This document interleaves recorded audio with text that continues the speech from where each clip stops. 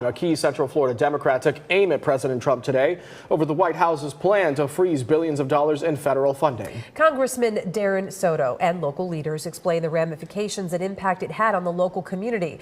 WESH 2's Luana Munoz is live in Osceola County this afternoon. So, Luana, you were at today's news conference and you have more of those main takeaways from what Soto and others had to say. Absolutely. The congressman called the president's actions this week the Republican ripoff.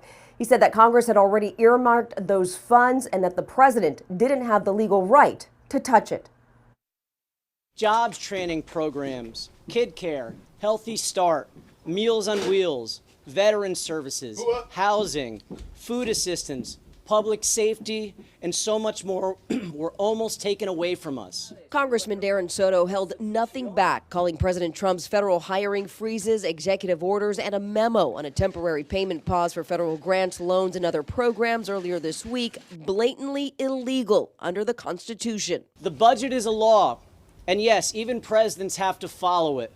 They just can't pick and choose whatever they want to fund and whatever they don't. The moment those dollars were taken away, Reverend Mary Downey, CEO of Hope Partnership, said she cried during a board meeting, scrambling to figure out how she was going to pay for housing and other critical services for hundreds of people. That looks like services, outreach services to people who are living unsafe on the streets.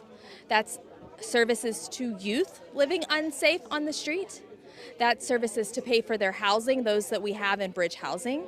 And it was people in our rapid rehousing program who were already housed, who had already had a commitment to have their rents paid. Those impacts were felt across the country, even in aviation, where crucial air traffic control specialists are understaffed. The agency was doing a hiring push before the hiring freeze, and on Monday, all jobs on USA Jobs were shut down.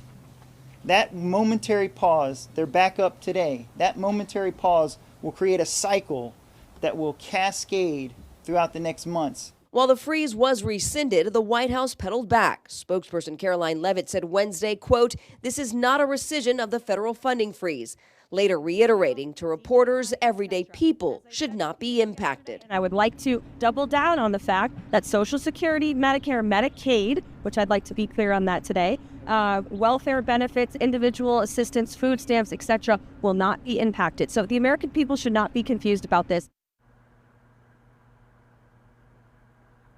And I did reach out to local Republican leaders about the freeze, but haven't immediately heard back from them. Covering Osceola County tonight, live from the Kissimmee Bureau, I'm Luana Munoz, WESH 2 News.